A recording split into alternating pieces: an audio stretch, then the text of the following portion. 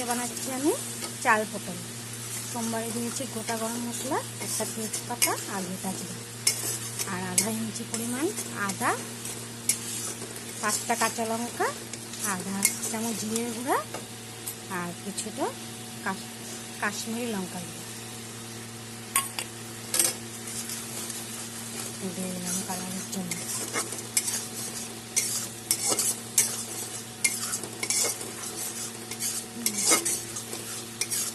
আমার কষি এসেছে। এখন ধুয়ে রাখা জোয়া চাল আমি এখন এখানে দিয়ে দেবো।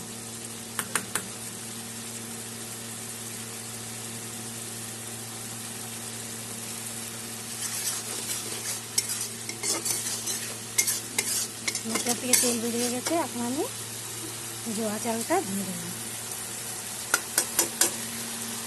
100 গ্রামের মতন জোয়া চাল আছে, দিয়ে দিলাম।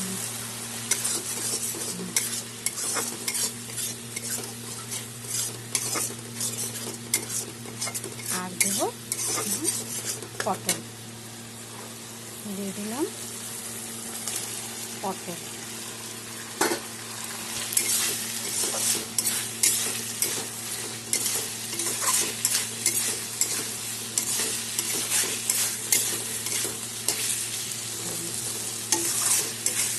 সব একসাথে এখন আমি চাল পটল মশলা সব একসাথে আমি এখন কষিয়ে নিচ্ছি। তারপরে দেব জল।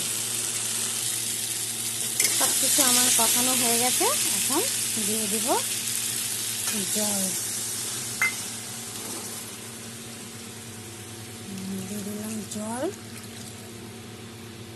চালটা সিদ্ধ হলে আর জলটা ফুটে আসলে তারপরে আমি দুধ দেবো আর অল্প চিনি দেবো আর অল্প ঘি দেবো।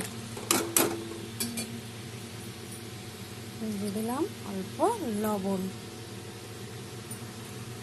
সব ফুটে আসো, তারপর আপনাকে আমি দেখাচ্ছি।